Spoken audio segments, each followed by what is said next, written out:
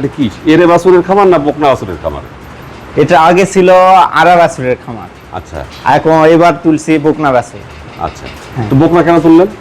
তুললাম ওখান থেকে কিছু ক্যাশ বাইরে লাগাইছি, আবার এগুলা কম দামে নিয়ে আসছি, এগুলা বেশি বিক্রি করে আবার আর খামার করব। গরু পালন লাগে লস সবাই বলে, আপনি কেন গরু নতুন লস হলে তো আর পালতাম না, তাই না? লাভ জন্যই পালি। আগে প্রথমে ব্যবসা শুরু করে দেখলাম যে লাভ না লস, আচ্ছা এই জন্য আবার লাভ বাড়াইছে, ওই জন্য আবার কিনছি।